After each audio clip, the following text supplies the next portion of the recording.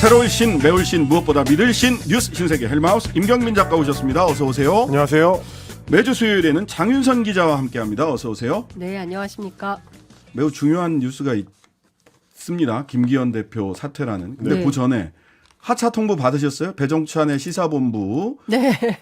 고정 패널이셨잖아요. 우리 장윤선 기자가. 예. KBS 일라디오 프로그램입니다. 예, 네. 배종찬의 시사본부. 사실은 내일 모레 출연한 거 준비도 해야 되고 사실은 그 굉장히 저한테는 소중한 프로였어가지고 코너였어서 네. 네, 준비도 많이 하고 막 그랬었는데 하여튼 뭐 이번 주부터 나오지 말라고 통보 받았습니다. 장성철 소장도 하차 통보를 받았고. 아니 근데 찍어서 나오지 말라 그랬대요. 장윤선, 장성철 뭐 그리고 이제 뉴스 브리핑하는 두 분.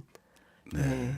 PD도 다른 예, 곳으로 PD도 갔고. 작가도 뭐 지금 다 그래서 지금 사실은 그 프로그램 진행이 될까도 우려스럽고 더 심각한 것은 국내 뉴스 말고 외신을 하라고 그랬다는 거예요. 아, 배종찬 시사본부에서 예, 전체 예. 프로그램이 아니요, 전체 프로그램 아니고 뉴스 다루는 코너에. 뉴스 프로그램이 예, 예. 아, 뉴스. 배종찬의 해외 시사본부가 되는 겁니까?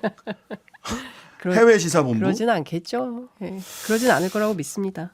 아, 그런 믿음이 하도 자주 배신당하기 때문에 상식적인 판단을 넘어서서 지금 KBS가 시사 프로그램이 좀 아니 근데 지금 다른 길로 가고 너무 있다. 그러니까 도를 넘는 상황이 너무 많이 벌어지고 있어요. 오늘 김홍일 방통위원장 출근을 했는데 그리고 인사청문 요청서가 국회에 와서 곧 인사청문이 시작되겠는데 이분이 국민권익위원장 안 그만뒀습니다. 네, 국민권익위원장 겸 방송통신위원회 방통신위원장 후보자예요. 위원장 후보자예요. 이게 말이 되는 겁니까? 네. 이게 법이 없다는 거예요. 그래서 이게 상식으로 결정돼야 되는 문제가 이렇게 몰상식한 방식으로 이루어지고 있는데 저는 민주당이 왜 이 문제에 가만히 있는지 모르겠습니다. 알겠습니다. 자, 어제 하차 통보 받으신 장윤선 기자와 함께 오늘 사퇴 선언을 한 김기현 대표 얘기를 좀 해보도록 하겠습니다. 그렇습니다. 어제부터 상당히 지금 장고에 들어갔다라는 이제 보도가 나왔었던 김기현 대표가 조금 전에 오후 5시쯤에 페이스북을 통해서 당대표직을 내려놓겠다라고 선언을 했습니다. 많은 분들께서 뭐 만류를 하셨지만 윤석열 정부의 성공과 국민의힘 총선 승리를 위해서 책임을 다하고자 한다 이런 의견을 밝혔고요. 그러면서 윤재욱 원내대표를 중심으로 당을 빠르게 안정시켜서 민주당이 다시 의회 권력을 잡는 비극이 재현되지 않도록 견마지로를 다하겠습니다라고 썼습니다. 그러니까 여기서 견마지로를 다하겠습니다. 총선에 힘을 쏟겠습니다라는 말들이 들어가는 바람에 김기현 대표가 대표직에서는 사퇴를 하지만 지역구 국회의원으로서는 이제 불출마 선언을 한 것은 아니다. 그러니까 뭐 내년 총선에서는 본인의 지역구에 출마할 수 있다는 여지를 남긴 것 아니냐라는 이제 평가를 할 수밖에 없을 것 같고요.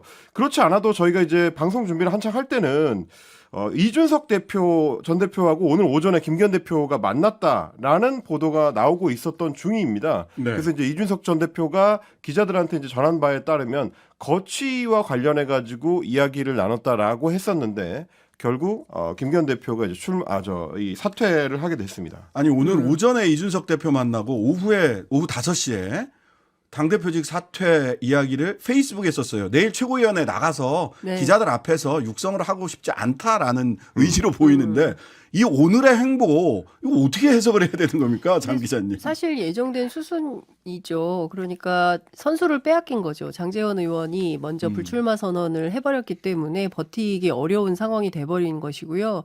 그리고 어제 제가 저녁 늦게 확인한 바에 따르면 공천도 못 받을 것 같다라는 거예요. 김기현 대표가 예, 김기현 대표가. 그런데 지금 확인을 해보니까 김기현 대표는 경선이라도 좀 하게 해다오라는 입장이라는 겁니다. 그러니까 당대표직에서는 물러나겠다. 그리고 사실 비대위원장은 아마도 김한길 국민통합위원장이 올 가능성이 높다는 얘기가 어제부터 나오기 시작했으니까 아마도 모르겠습니다. 그 네. 단독 보도들도 이제 뭐 방금 나오기 시작하는 것 같은데 그러니까 종합하면 김기현 대표는 이제 양손에 두 떡을 들고 왔다 갔다 좀 쟀던 것 같아요. 그리고 버티면 뭐 자기에게 기회가 오지 않을까라고 생각을 했는데 결과적으로 두 마리 토끼를 다 놓치게 된 격이 된 거고요. 울산에서 출마도 사실은 어렵지 않겠냐라는 전망이 나옵니다. 그 정도로. 네. 그러고 나면 이제 이후에 이 김기현 체제 이후를 어떻게 여당에서 이제 가져갈 그게 거냐 관심사죠. 하는 게 이제 관심사일 것 같은데요.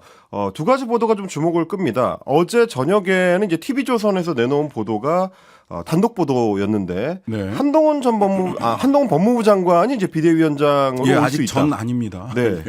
현입니다. 그럴 수도 있다라는 보도가 이제 TV조선에서 나왔었고요. 네. 그리고 오늘은 보니까 이제 오후에 시사 오늘에서 역시 마찬가지로 단독 보도로 김기현 사퇴 후에는 김한길 비대위 체제가 유력하다.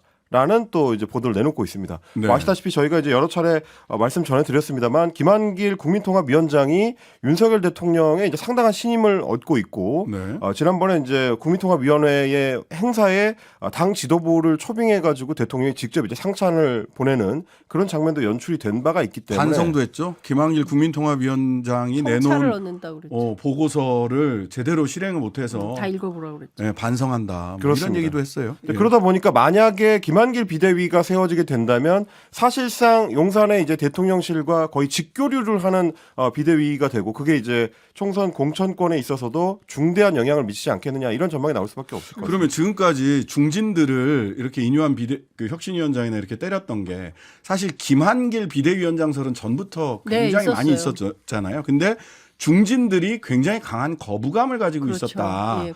그러면 김한길 비대위원장으로 가기 위한 사전 정지 작업이었나요? 용산에?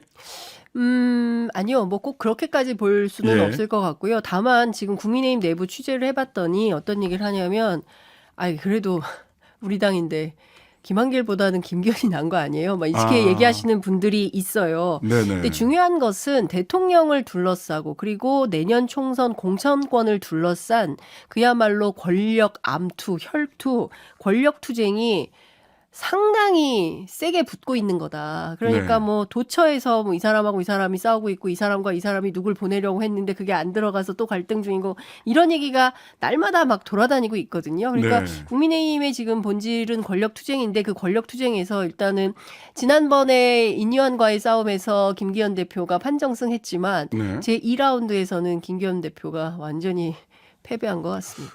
그때와 지금 김기현 대표의 처지에서 달라진 게 뭐가 있죠? 우리가 모르는 뭔가 다른 것이 작동했나 하는 생각이 들어서. 근데 이 얘기를 하더라고요. 그러니까 뭐 좀 길긴 한데 시간이 너무 짧아가지고 제가 길게 네. 얘기할 수는 없는데 어쨌든 중요한 포인트는 이번 총선에서 용산이 생각하는 핵심 인물은 이철규 총장이라는 거예요. 이철규 총장이 19일 만에 다시 인재위원장으로 오지 않았습니까? 네, 인재영이 위원장. 예, 그래서 예. 사실은 이철규 위원장이 핵심이고 자기는 조금 변방에서 대표직은 유지하면서 선거 지휘를 하고 싶다라는 의사표시가 굉장히 강했었는데 네. 그렇게까지 하기는 좀 어려운 상황으로 몰려가는 게 분명한 것이고 또 하나는 용산 입장에서 보자면 김기현 대표는 바지 사장인데 영남 공천 등과 관련해서 너무 욕심을 냈던 거 아니냐라는 비판이 나옵니다. 네. 바지 사장이 실제 사장으로 착각을 하면 이런 일을 겪게 된다.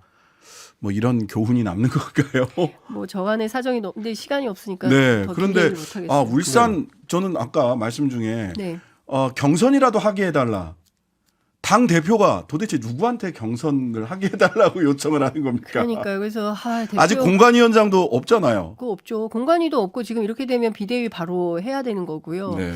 선대위도 꾸려야 됩니다. 예, 지금 다양한 위원회가 꾸려져서 당이 긴박하게 돌아가야 되는 상황인데 그리고 비대위 하기 이미 늦었다라고 얘기를 하고 있어요. 하려면 네. 빨리 했어야 됐다. 그러니까 네. 김기현 대표가 나가려면 진작 정리를 했어야 됐는데 뭐 혁신이 띄우고 어쩌고 하면서 김기현 대표 입장에서는 시간을 벌었지만 국민의힘 내부에서 보자면 시간을 허비한 셈이 되는 거죠. 네. 일단 국민의힘에서는 내일 오전에 중진 연석 회의를 통해서 김기현 대표의 사퇴에 관련된 이제 문제를 논의한다고 하니까요. 그 자리에서 이제 비대위원회와 관련된 이야기도 테이블에 올라올 걸로 보입니다. 자, 이런 가운데 이준석, 이낙연 두 분 신당을 공식화해 나가고 있습니다. 그렇습니다. 여당에서 이제 여러 내홍이 깊어지는 가운데 이제 두 사람의 행보가 주목을 받을 수밖에 없는데요. 이준석 전 대표 같은 경우에 오늘 특집 KBS 일라디오 오늘에 출연을 해가지고 국민의힘 잔류 가능성을 진행자가 물어봤더니 나는 그 가능성이 없다고 본다 이렇게 잘라서 말했습니다. 12월 27일을 신당 결심 시점으로 그동안 제시를 해왔는데 아마 27일에 하게 되는 건 탈당이고 바로 그 다음 날부터 창당 준비를 하게 될 것이다 이런 얘기를 했고요. 창준이라고 하죠. 이제 창당 준비위원회를 꾸리고 창준이가 당원을 모아서 그 다음에 시도당을 창당하고 그 다음에 중앙당을 창당하는 과정을 거치게 되는데 이런 어떤 구체적인 이야기를 하기 시작한 걸로 봐서는 되돌리기가 좀 어렵지 않겠느냐 뭐 이렇게 이제 평가할 수 있을 것 같고요. 이낙연 전 민주당 대표하고 연대할 수 있는 가능성에 대해서는 어느 것도 닫아두지 않고 열어놓고 생각하겠다라고는 했는데 동시에 저는 이낙연 전 총리를 진짜 잘 모른다. 이 전 총리가 총리를 할 때 관저에서 바른미래당 지도부와 막걸리 회동을 한 것 정도만 기억난다라고 평가를 했는데 그만큼 이제 이낙연 전 총리에 대해서 높은 평가를 하고 있지는 않다는 거를 이제 슬쩍 내비친 걸로 좀 보입니다. 아니, 엊그제는 훨씬 더 직접적으로 당한 게 뭐가 있으세요? 라고 물었잖아요. 그렇죠. 예. 그 이준석 전 대표의 행보를 보면 금태섭 그 뭐 새로운 선택 창준이 17일 날 창당한다고 하는데 그쪽하고도 선을 긋는 이야기를 하지 않았어요? 그러니까 류호정, 그러니까 뭐죠? 세 번째 권력하고 새로운 선택이 합당 선언을 했잖아요. 네네. 그래서 그러면 당대당 통합을 하는 것이냐라고 했을 때 아니 뭐 자기들끼리 하는데 내가 뭐 어떻게 하라 마라 하냐 모르겠다. 다만 금태섭 의원과는 좋은 관계를 맺고 있다 이렇게 얘기를 했고 이준석 신당이 만들어졌을 때 그 당하고 당대당은 아니니까 그럼 금태섭만 원포인트로 데리고 와서 정치를 하겠다는 건지 그 부분은 좀 해명이 안 되는 상황이고요. 이낙연 전 총리와 관련해서도 비슷한 맥락에 있는 것 같아요. 그러니까 서로 간을 보는 과정에 있긴 합니다만 만나서 뭐 협의하고 사진 찍고 뭐 메시지를 전하고 이거는 가능하지만 그래서 우리 만났으니까 정당 함께 할 거예요. 이건 절대 아니다. 길이 많이 다르다 이게 나옵니다. 그리고 이제 실제로 그 새로운 선택 쪽을 이제 취재한 사람들 얘기를 들어보니까 새로운 네. 선택에서도 이제 이준석 전 대표를 여러 차례 만났더라고요. 공식적으로 이제 화면에 비추는 만남은 한 번, 두 번 정도밖에 안 되지만 실제로는 굉장히 좀 여러 차례 만났고 그 과정에서 확인한 게 이준석 전 대표 측의 첫 번째 의지는 국민의힘으로 돌아가는 것인 것 같다라는 거고 두 번째가 만약에 한다면 보수 신당을 이제 차리는 쪽. 그리고 최후의 선택지가 이제 소위 제3지대에서 다른 재세력하고 이제 묶어가지고 신당을 창당하는 거다. 이렇게 이제 평가를 하는 바람에 그러면 새로운 선택 입장에서는 그렇게까지 뒷순위로 밀린 상태에서 기다릴 수는 없다는 판단을 해서 창당을 서두르게 됐다라고 하더라고요. 그렇죠. 그리고 지금 이낙연 전 대표가 뭐라고 얘기를 했냐면 양향자 금태섭은 같이 할 수 있다. 네. 그런데 이준석하고 같이 할지는 모르겠다. 이런 메시지를 냈거든요. 네, 그러니까 네. 지금 사실 내년 총선 앞두고 첫 번째는 선거제도 개편 논의가 어떻게 마무리될지 이게 12월에 될지 1월에 될지 2월까지 미뤄질지 알 수는 없지만 그 결과에 따라서 또 많이 달라지겠지만 중요한 것은 상당한 수준의 여러 가지의 합종 연행들이 진행이 될 거고 그것은 끝까지 봐야 결론을 알 수 있지 않을까 싶습니다. 네. 네. 네.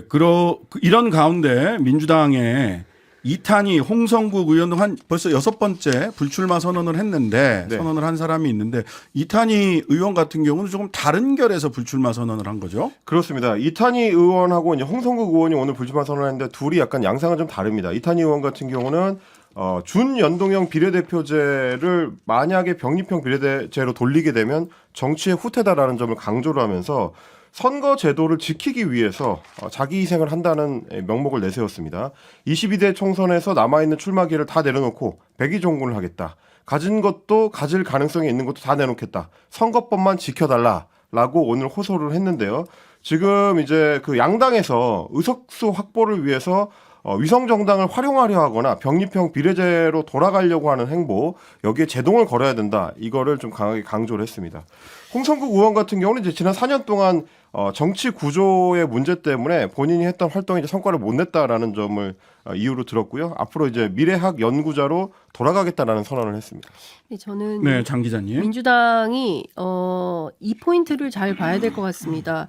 지금 보면 이탄희 의원 그리고 앞서 제일 먼저 얘기했던 오영환 의원 그다음에 홍성국 의원 이제 이런 분들은 다 영입해서 들어오신 분들이에요. 네. 예, 그리고 지금 뭐 주요 쟁점들이 쭉 있긴 합니다만 중요한 포인트는 뭔가 민주당의 새로운 흐름 그리고 새로운 어떤 전문성 그리고 특히 이제 홍성국 의원 같은 경우에는 이제 수축사회라는 책을 2번 이렇게 내면서 사실상 지금까지 우리가 알고 있던 이 프레임에서 벗어나서 새로운 관점에서 대한민국의 미래를 좀 전망하고 어떻게 살 것인가에 대한 대책을 정치가 마련해야 된다. 이런 차원에서 의회에 들어온 분인데 실제 그게 전혀 안 되는 상황이고 뭐 계파 갈등이나 등등 뭐 이런 것 때문에 아예 그런 건 논의할 조차 불가능한 이런 정치 환경에 대해서 일정 정도의 어떤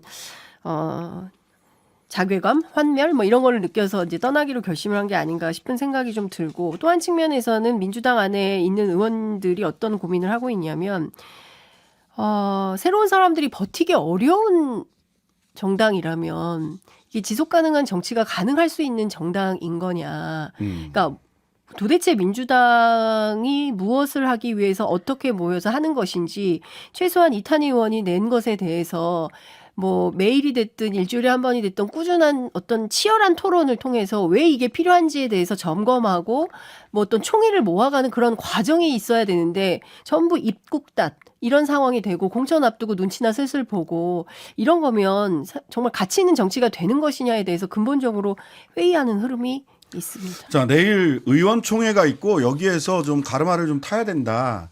그런데 이쪽으로 가르마를 타줬으면 한다라고 하는 바람을 담아서 아마 이탄희 의원이 오늘 자기 입장을 밝힌 것으로 보이고요. 내일 의총 지나면서 어떤 이야기들이 나오는지 내일 저녁에는요. 양당 정개특위 간사 릴레이로 인터뷰해서 국민의힘 그리고 민주당 정개특위 간사 국민의힘 김상훈 의원 그다음에 민주당은 김영배 의원 두 분 릴레이로 이야기 들어보도록 하고요. 오늘 3부에서는 각 선거 제도별로 의석수 어떻게 시뮬레이션 되는지 김준일 뉴스톱 수석 에디터와 함께 점검해 보도록 하겠습니다.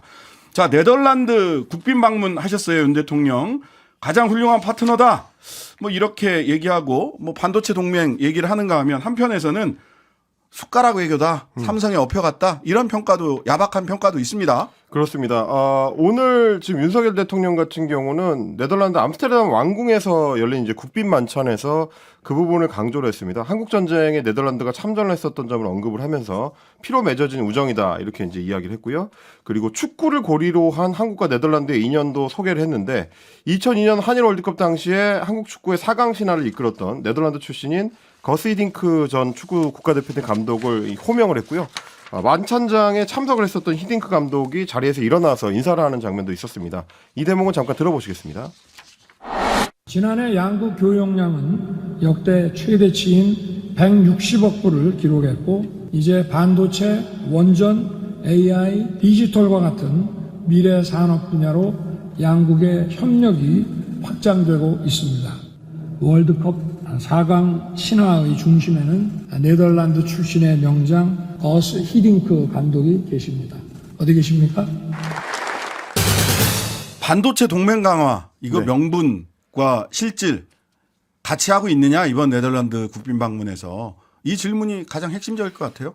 우리 지금 대통령실 같은 경우는 세계 1위 반도체 장비 기업이기도 한 네덜란드의 ASML에 있는 클린룸을 우리 대통령이 방문을 했다. 이 점을 굉장히 좀 강조를 했는데요. 이걸 포함해가지고 소위 반도체 동맹 강화라는 명분이 실제로는 사후적으로 좀 붙여진 것 같다라는 비판들이 이제 언론을 통해서 나오고 있습니다. 대통령이 강조한 그 ASML 그 클린룸 같은 경우는 이미 작년에 이재용 삼성전자 회장이 먼저 방문한 바가 있기 때문에 이것도 뒷분다라는 얘기부터 나오거든요. 자, 간략한 평가는 광고 듣고 와서 계속해서 이어가 보도록 하겠습니다. 잠시만요. 신장식의 뉴스 아이킥 헬마우스 임경민 작가 장윤성 기자와 함께 뉴스 신세계 이어가겠습니다. 자, 숟가락 얹기 아니냐?